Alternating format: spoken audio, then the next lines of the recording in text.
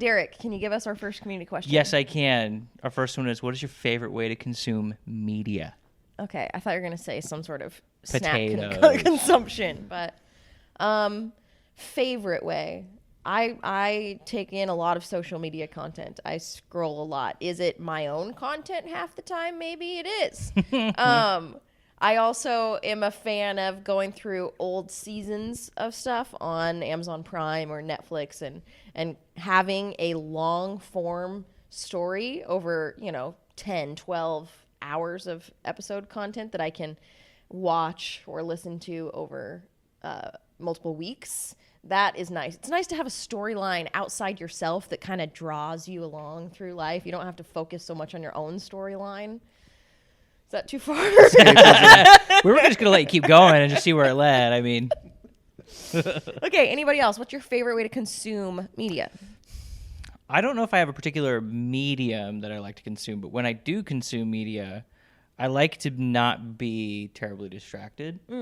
Like watching movies or like listening to music and that sort of stuff. The less distraction I have going around, usually the more I enjoy it. So like I love going to movies, and I love going to movies by myself just because there's nobody there to distract me from what I'm watching, and I really enjoy that.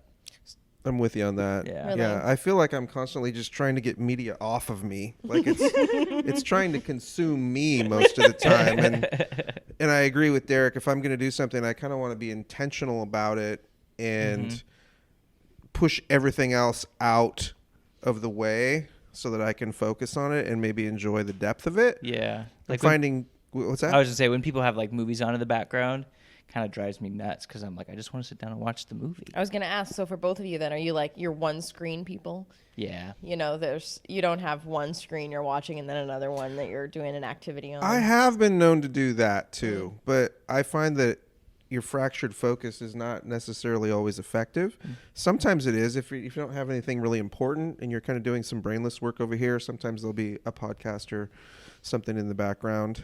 But for the most part, yeah, I find that I'm pulled towards things maybe from my childhood or they're more nostalgic for me to kind of get away from the constant wave, the oppression of media these days. Consuming you. It does feel that way a Slowly. lot. And I feel like I just want to leave all my screens and just go off into the forest for like a year. Amen to that. I love that.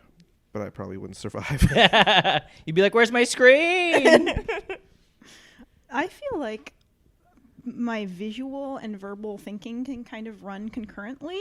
So I really like putting on an audiobook and then doing art or like painting and drawing. And it allows me to have time to read all these books that I want to read. And it seems like they don't really conflict with one another, the drawing and the listening. And sometimes they inform one another. Although then it's also really nice to just give my full attention to a physical book and feel its cover and its pages and just curl up in a comfy couch and just give my full attention to a book. So I kind of see both advantages to both. Like going to the art museum too. I think one of the greatest enjoyment, or the most enjoyment out of going to the art museum is that you're there to look at art.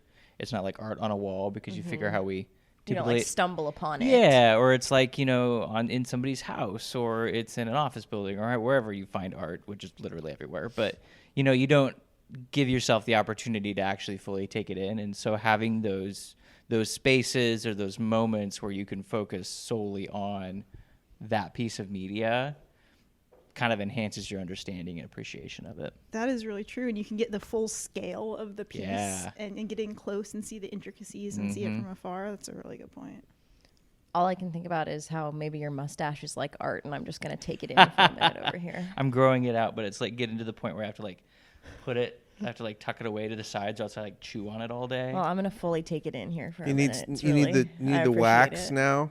I feel like I should do Start waxing it, or I could like do a Salvador Dali sort of thing and just really let it go out. do it. All do right, it. let's move on. I dare you.